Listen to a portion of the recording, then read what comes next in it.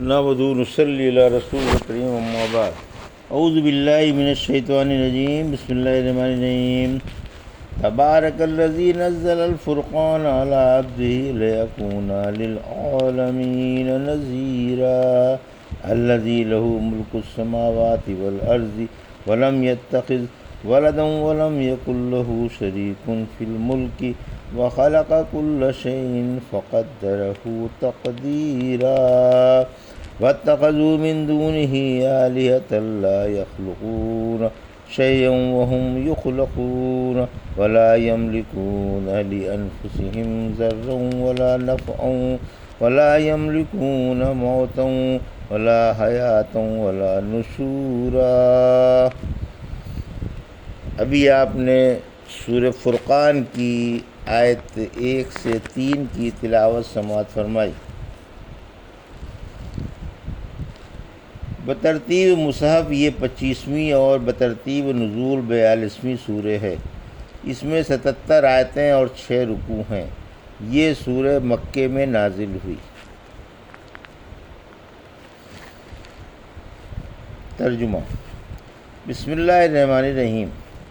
تبارک الذی نزل الفرقان علی عبدہ لیکون للعالمین نذیرا۔ آیت 1۔ الذی لہ ملک السماوات والارض ولم یتخذ ولدا ولم یکن لہ شریک فی الملک وخلق کل شیء فقدرہ تقدیرا۔ آیت 2۔ میں شروع کرتا ہوں اللہ کے نام سے جو بڑا مہربان اور نہایت رحم والا ہے۔ وہ برکت والا ہے جس نے اپنے بندے پر فیصلے والی کتاب اتاری تاکہ وہ تمام لوگوں کو ڈرانے والا ہو۔ وہ اللہ جس کی آسمان و زمین پر بادشاہت ہے، وہ اولاد والا نہیں اور نہ اس کے ملک میں اس کا کوئی شریک ہے۔ اس نے ہر چیز بنائی اور اس کا ایک اندازہ مقرر فرما دیا۔ یہ تھا ترجمہ سورہ فرقان کی آیت 1 اور 2 کا تفسیر۔ قرآن اللہ نے اتارا۔ حق تعالیٰ اپنی عزت والی ذات کی تعریف فرما رہا ہے کہ میں نے قرآن عظیم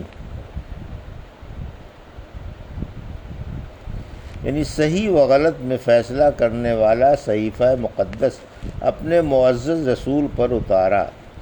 سورہ کہف کی آیت 1 سے 3 میں تمام بڑائیاں اس اللہ کے لیے مخصوص ہیں جس نے اپنے بندے پر یہ کتاب اتاری اور اس میں ذرا سی بھی کجی نہیں رکھی، جو بالکل سیدھی ہے تاکہ وہ اپنے پاس والے سخت عذاب سے ڈراوے اور مومنوں کو خوشخبری سنائے جو نیک عمل کرتے ہیں۔ یہاں اس آیت میں فرقان سے قرآن مراد ہے کیونکہ یہ جھوٹ و سچ میں، ہدایت و گمراہی میں، حلال و حرام میں اور صحیح و غلط میں فرق کر دینے والا ہے۔ پھر فرمایا کہ ہم نے اپنے بندے پر اتارا۔ یہ تشریفی اضافت ہے جس سے تعریف و توصیف کا پہلو نکلتا ہے۔ چنانچہ اس لفظ کے ساتھ آپ کو اس وقت یاد کیا گیا جب آپ کو آسمانوں پر بلایا گیا تھا، جو آپ کی روحانی ترقی کا سب سے اعلیٰ زینہ تھا۔ سورہ اسرا کی آیت 1 میں فرمایا وہ اللہ تمام عیبوں سے پاک ہے جس نے راتوں رات اپنے بندے کو سیر کرائی۔ مقام عبادت میں بھی آپ کو اسی لفظ سے پکارا گیا ہے۔ سورہ جن کی آیت 19 میں فرمایا ہے اور جب اللہ کا بندہ اللہ کی عبادت کے لیے کھڑا ہوا تو جن اس پر ٹوٹے پڑتے تھے۔ آپ کو اسی مبارک وصف سے اس وقت یاد کیا گیا جب آپ پر یہ کتاب مقدس اتری اور معزز فرشتہ آیا جیسا کہ موجودہ آیت میں فرمایا۔ پھر فرمایا کہ آپ پر یہ عظیم و مفصل اور روشن و محکم کتاب جس کے پاس کسی سمت سے بھی باطل کا گزر نہیں ہو سکتا اور جو حکیم و حمید اللہ کی طرف سے اتری ہے، اس لیے خاص طور سے اتاری گئی کہ آپ کی رسالت دنیا کے ہر شخص کے لیے ہو جو اس نیلے گنبد کے نیچے اور اس سبز فرش پر رہتا سہتا ہے، اور آپ کی کتاب مقدس کو فرقان عظیم بنایا جس سے کھرا اور کھوٹا الگ ہو جاتا ہے۔ خود رحمت عالم صلی اللہ علیہ وسلم نے فرمایا میں ہر سرخ و سیاہ کی طرف بھیجا گیا ہوں۔ فرمایا مجھے خاص طور سے 5 چیزیں ملی ہیں جو مجھ سے قبل کسی نبی کو نہیں ملی۔ ان میں سے ایک یہ چیز بھی ہے کہ ہر نبی خاص طور سے اپنی قوم میں بھیجا جاتا تھا اور میں دنیا کے تمام لوگوں کے لیے بھیجا گیا ہوں۔ قرآن فرماتا ہے سورہ اعراف کی آیت 58 میں، آپ فرما دیں اے لوگو میں تم سب کی طرف اللہ کا رسول ہوں جو آسمان و زمین کا شہنشاہ ہے اور جس کے اختیار میں حیات و موت ہے۔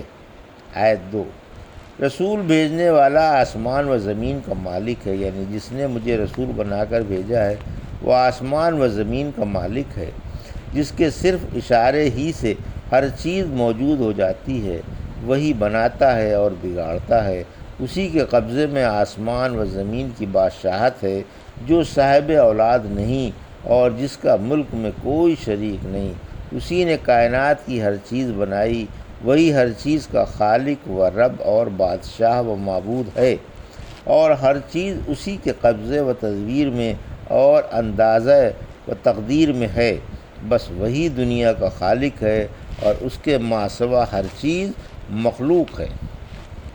وَاتَّخَذُوا مِن دُونِهِ آلِهَةً لَا يَخْلُقُونَ شَيْئًا وَهُمْ يُخْلَقُونَ وَلَا يَمْلِكُونَ لِأَنفُسِهِمْ ضَرًّا وَلَا نَفْعًا وَلَا يَمْلِكُونَ مَوْتًا وَلَا حَيَاةً وَلَا نُشُورًا۔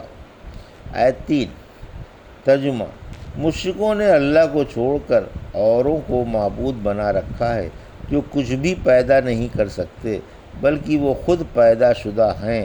وہ تو اپنے نفع و نقصان پر بھی قادر نہیں، نہ موت و حیات ان کے بس کی ہے اور نہ زندگی بعد الموت پر قادر ہے۔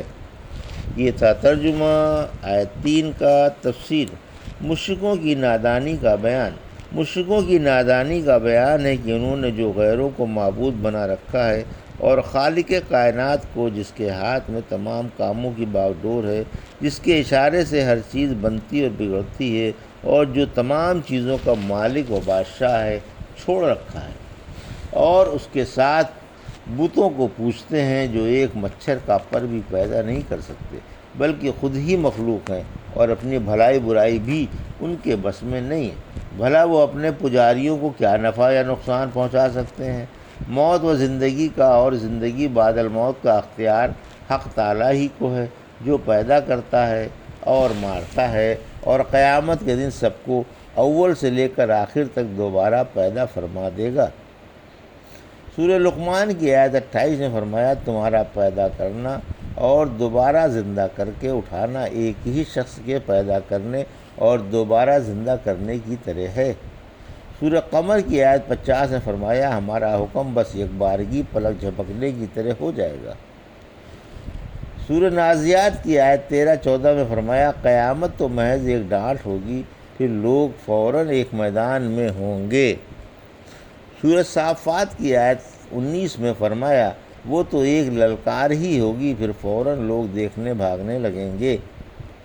سورہ یاسین کی آیت 32 میں فرمایا پھر لوگ سب کے سب ہمارے پاس حاضر ہو جائیں گے، لہٰذا اللہ کے سوا نہ کوئی سچا معبود ہے اور نہ رب ہے، عبادت اسی کی شان کے شایع ہے، کیونکہ اسی کے حکم سے وجود و عدم ہے، اور اس کے نہ باپ ہے نہ اولاد، نہ کوئی اس کے برابر کا ہے اور نہ ہمسر، نہ اس کا کوئی وزیر و مشیر ہے اور نہ مشیر و نذیر، بلکہ وہ اکیلا ہے، یکتا ہے، بے پرواہ ہے اور کائنات کا بادشاہ۔ ابھی آپ نے سورہ فرقان کی آیت 1 سے 3 کا ترجمہ اور تفسیر سماعت فرمائی۔ بارک اللہ لی و لکم فی القرآن الحکیم و نفعنی وایاکم بآیات الذکر الحکیم۔